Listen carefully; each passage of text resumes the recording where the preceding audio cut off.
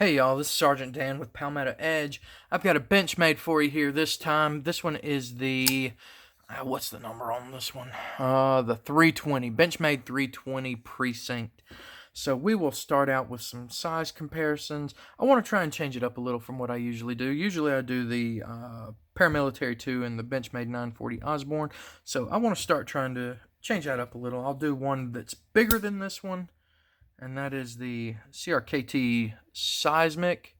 As you can see, it dwarfs it. I mean, that's a huge one, and about the only thing I have on my table right now that's a little smaller than it is the Shuffle. So, but you know what? Let me get most people in the knife world know how big a Paramilitary 2 is, so let me get that in here with it just so you can see. Okay, so it's a little bit smaller than the Paramilitary 2, definitely smaller than the Seismic, and definitely bigger than the Shuffle, okay? So that gives you some idea there.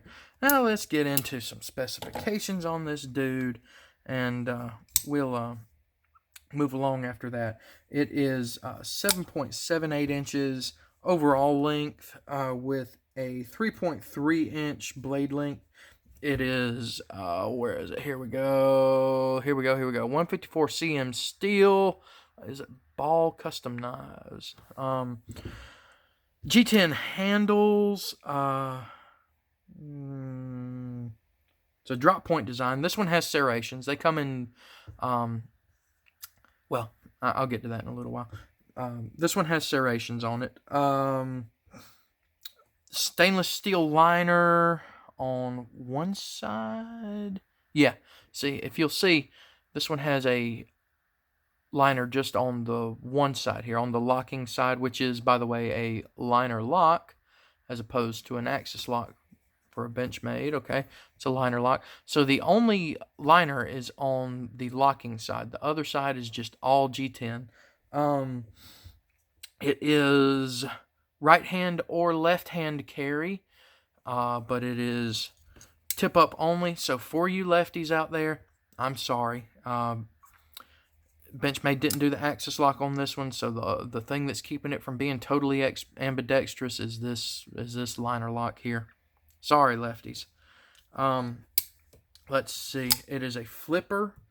It is made in America, just like every Benchmade is nowadays, so that is an absolute plus. I know Benchmade's going through some controversy right now, and let me tell you right here, right now, I try not to get too political, but I am a Constitution-loving American. I love my Second Amendment. And I'm a police officer. Okay, so I still like Benchmade. I'll just leave it at that. I still like Benchmade. And one of the reasons why I still like Benchmade is because they are an American company. Okay, they are still providing jobs to people in America. They're not outsourcing their manufacturing to China or Japan or somewhere like that and closing down American factories, thereby leaving Americans unemployed, okay? Benchmade is still employing American citizens here in the States. So that's one reason why I still like Benchmade and I still buy Benchmade, okay? Let's see. It is on ball bearings, the pivot. It's a ball bearing pivot. Deep carry pocket clip. I know I said it's right hand or left hand tip up only, but it is a deep carry pocket clip. I can't remember if I mentioned this, but G10 scales and flipper. And I know I said it was a flipper, but all right. So we will move on to the review. This is one where I've seen where people tend to either love it or hate it, and I'm in the love it category. Okay. I've got a few complaints about it, or a couple at least, okay? But that doesn't mean that I don't like the knife. As a matter of fact, this is one that hang on, I'll be right back. I'll show you. I'll be right back. Give me like 10 seconds. 10 seconds, I promise. 10 seconds. Start counting.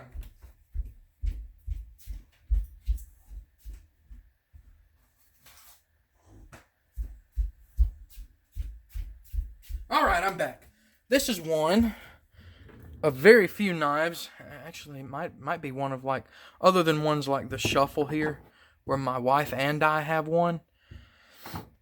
This is actually one of very few knives that I have bought twice. Now, there's a reason behind that. This one here, my wife got me for like a Christmas or a birthday present or something like that, and it was a first production, and a fairly low number first production. Well, this one only went to 1,000, but this one was a first production, and this was my first production Benchmade.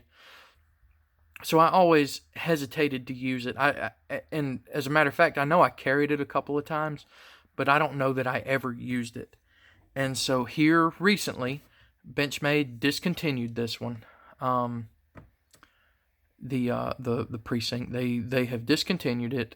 You can still find it available in a couple of retailers, but I know at least at Blade HQ they're gone. They don't have any more. Matter of fact, I did not get this one from Blade HQ. I got this one from Cabela's. I got a Cabela's credit card that I use fairly regularly, and had all kinds of points on it to be able to use, and I wound up getting this knife for like $12 or something like that. After, when they discontinued it, the price dropped down to like $100. And then I managed to use whatever points or cash rewards or whatever I had on that credit card available, and used them to get this one, and wound up paying literally like $12.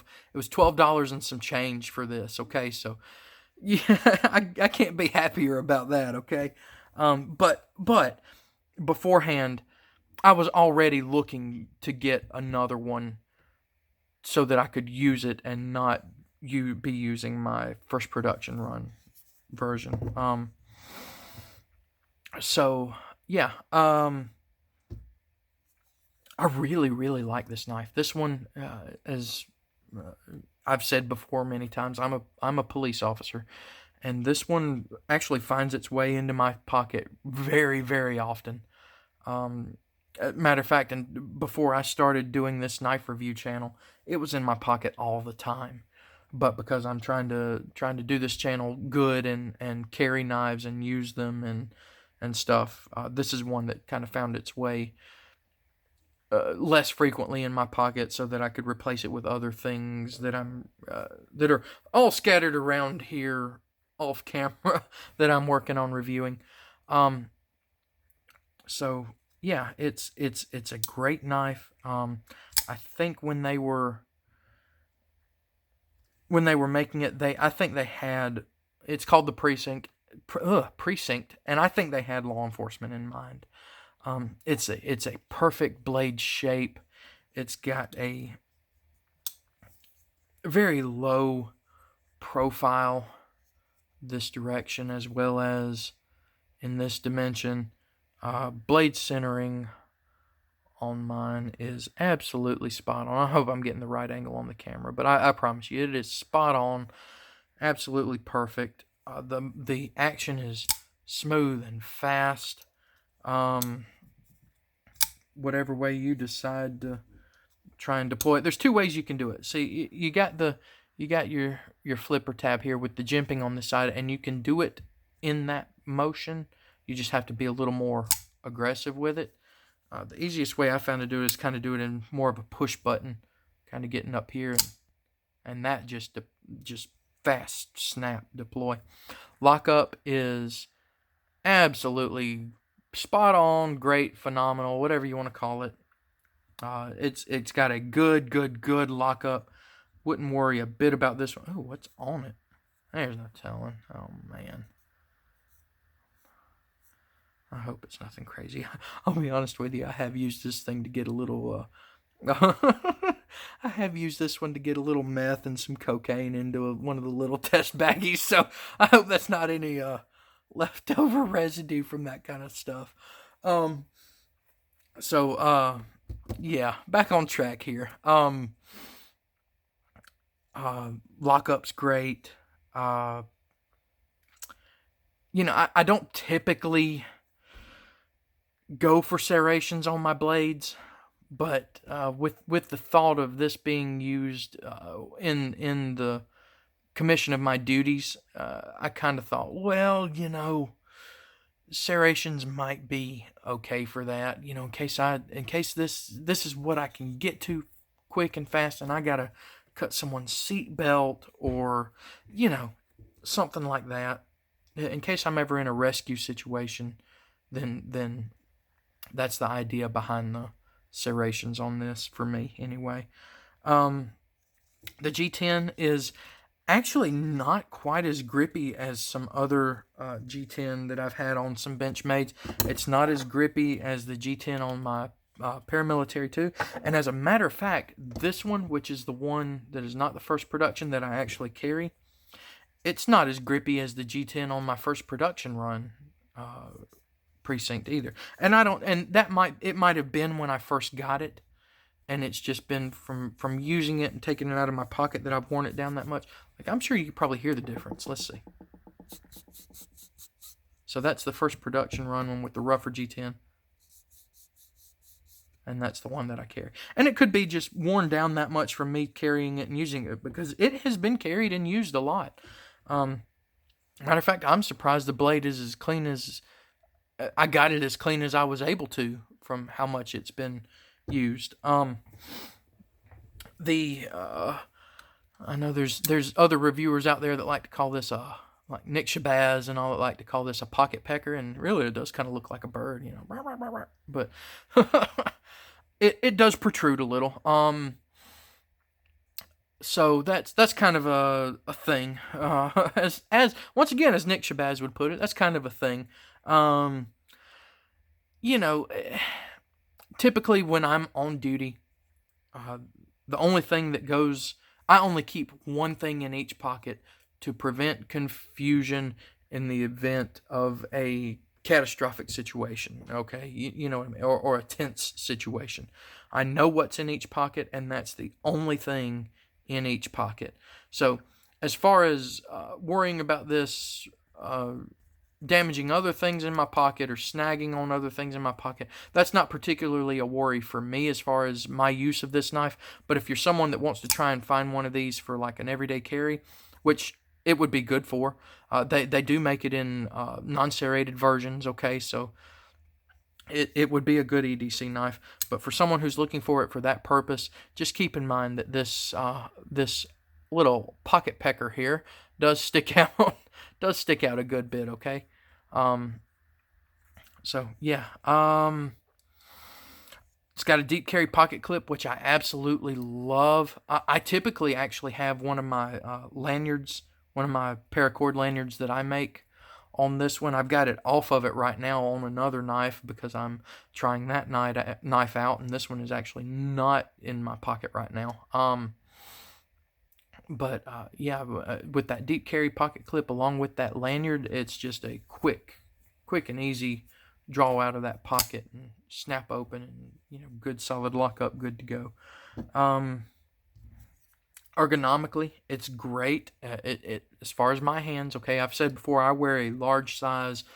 I wear mechanics gloves, okay, so I wear a large in mechanics gloves, if that helps you at all with my hand size. And as far as the finger choil here for your index finger, and then the ones here for your next two, and then the one here for your pinky, my hand just falls right into those, okay? It is a smooth, sweet grip. There are no hot spots anywhere to speak of. All of the edges are well finished, well rounded. The steel liner and the G10 line up very, very well. Almost no, not overlap, but no gapping, no overlap. I don't know. You know what I'm trying to say. They line up great. It's on a ball bearing system, which makes it just so smooth and easy. I know Benchmade has gotten flack for some of their flippers, but I mean, as far as flippers go, this is a great flipper, okay? My only complaint, and this was before Benchmade started doing this, okay? All of Benchmade's knives now have gone to S30V steel. And this was before they made that transition, okay? This one's 154 cm, which is a good steel. I mean, it's an okay steel. But for the price that this was originally, like when this one was bought, I think they were like 130, 140 or something like that. Nowadays, you can get a Benchmade for like your mini Griptilians. I think they're like right at $100, and they're S30V steel. Now, granted, they're a smaller chunk of S30V. They're a smaller knife, but it's nowadays you can get a Benchmade for less money with a better steel. Okay, so that's really my one major complaint about this one. One cool thing that I saw in watching video reviews of this one, I saw a guy do, because see, I've always just closed it this way, open it this way. You can close it one hand easy, but close it this way. I saw a guy do is when you're closing it, it's got this spot where it stops, where the detent, or the detent ball, you see it right there. The detent ball hasn't overcome the edge of the blade there. A guy showed me the proper way to close these, because I've just been holding it down and doing this. But if you get it to that detent ball and this little groove right here on top, you can just snap it shut too. That's pretty cool, I thought. So yeah, I saw a guy do that on YouTube, and I went, oh, that's sweet. So yeah, and the blade doesn't hit anything in there. You don't have to worry about that. What stops it is this little stop pin back here. There we go. Yeah, there we go. This little stop pin back here hits the little flipper tab. Okay, so that's what's hitting so hard. It's not the blade hitting anything in there. It's a full open design, so easy to clean. So yeah, I mean, so I've already discussed price with you. So at $130, my wife bought me this one. I loved it. I was actually looking for another one, getting ready to buy one, and was prepared to pay that much for another one. I lucked out, and Benchmade's discontinued them. They were on sale for like $100. I had some points with Cabela's to be able to get this one for like $12. So, but even at the $130, I'm absolutely happy that I have this knife. I love this knife. I've carried it. I've used it. Unfortunately, I can't recommend that you get it because Benchmade doesn't make them anymore. You can still find them out there. There might still be some retailers that have some, but yeah, I mean, I like it. I know there's people out there that hate it, but for the purposes that I've used it for, that I have actually used it for, that it has been in my pocket for, that it's been a great knife. I plan to keep it in my rotation, and yeah, this one's not. Neither one of these are going anywhere for me. These are some of my favorite Benchmades that I have, and I've got several Benchmades. It just comes with use. I've used it and I love it. You know what I mean? So yeah, take that for what it's worth, guys. Thank y'all for watching. Make sure you like, comment, subscribe. Check out my Instagram. It's @PalmettoEdge. And thank y'all for watching, guys. Y'all have a good one.